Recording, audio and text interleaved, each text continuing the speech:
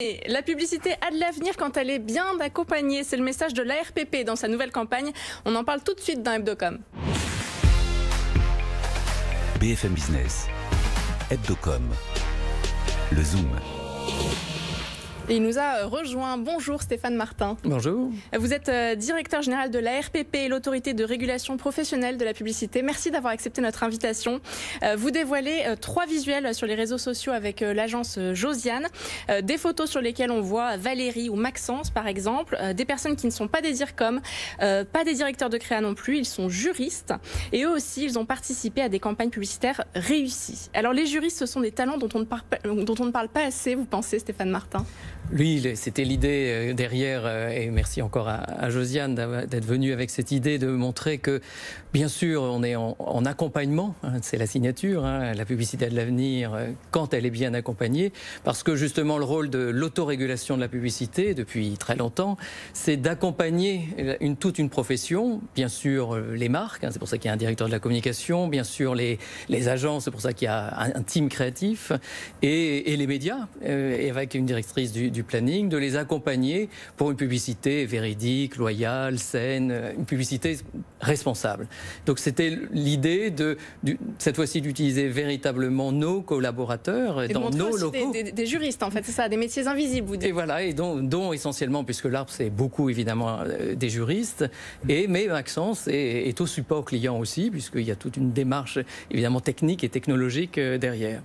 Donc voilà l'idée, le clin d'œil de cette rentrée, qu'on voulait une campagne là encore pédagogique aussi sur ce qu'est l'autorégulation et ce qu'elle apporte à côté de la profession. On appelle presque à la profession, pensez que depuis très longtemps vous êtes bien accompagné avec l'ARPP et donc profitez-en et surtout valorisez-la alors qu'on parle beaucoup de transition et donc c'est un peu notre pub du réel aussi. Et alors pourquoi ces métiers dont on parle peu sont essentiels aujourd'hui dans le monde de la pub ? Ils l'ont en fait toujours été, mais je pense qu'ils le sont encore plus quand il y a une pression de la société. C'est normal à ce que la pub bouge, à ce qu'il y ait une transition. Alors vous en parlez suffisamment, on est partie prenante de la filière de communication, avec l'Union des marques, on est dans les états généraux de la communication, donc il y a cette réflexion globale, donc nous sommes une partie de cette réflexion, mais une partie qui est celle qui est la plus visible évidemment de tous les téléspectateurs, puisque c'est le résultat de ce qui est vu. Et l'autorégulation arrive à démontrer qu'elle est efficace, bien sûr en travaillant beaucoup avant diffusion. C'est tous les métiers justement de nos juristes. L'année dernière, c'est 45 000 dossiers qui ont été vus avant diffusion, toute la pub télé, mais aussi tous les autres médias. Et cette activité avant diffusion, elle permet justement d'éviter qu'il y ait des dérapages après diffusion, et s'il y en a, il y a aussi un dispositif de contrôle après diffusion, un dispositif de responsabilité. Mais alors quand on entend qu'il y a une ministre, Madame Pannier-Runacher, qui envisage, qui dit travailler à réduire la publicité pour les automobiles à essence, enfin à moteur thermique, là, le rôle de la RPP et historiquement de l'autorégulation, comme vous le disiez, c'est que, en gros, de décourager l'État ou de prouver à l'État qu'il n'y a pas besoin de loi pour réguler la publicité. Et là, manifestement, la pression de la société est telle que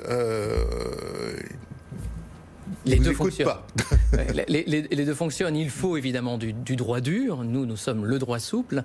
Le droit dur est nécessaire puisque, par exemple, sur tout ce qui est les pratiques commerciales déloyales au sens très large. Mais il faut aussi pouvoir démontrer que la publicité accompagne la transition et que en tout cas, la publicité est capable de prendre des engagements depuis très longtemps. Les codes de conduite, les recommandations sont des engagements et avec une démonstration de l'application, de la bonne application même de ces codes.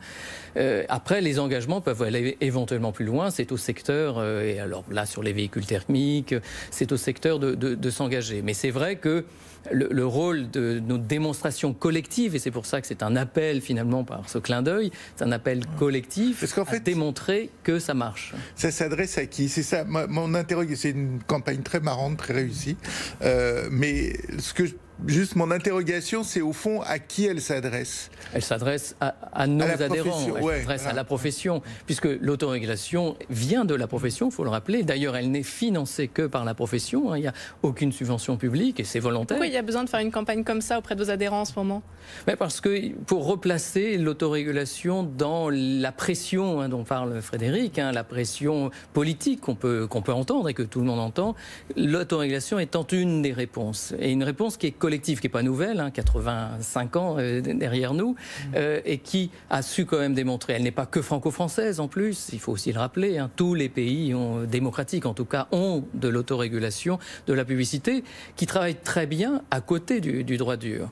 Mais quand le droit dur, quand elle surréglemente ou parfois surtranspose même des règles que l'on a pourtant adoptées au niveau européen, c'est là où ça coince.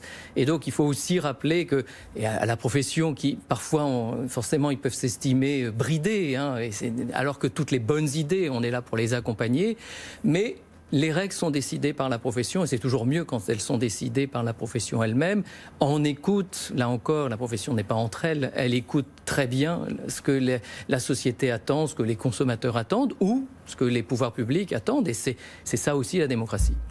Et quand la Convention citoyenne a des idées assez radicales sur la responsabilité, on va dire, de la publicité dans la dégradation de l'environnement et d'un certain nombre de choses, ça rend le rôle de la RPP encore plus important?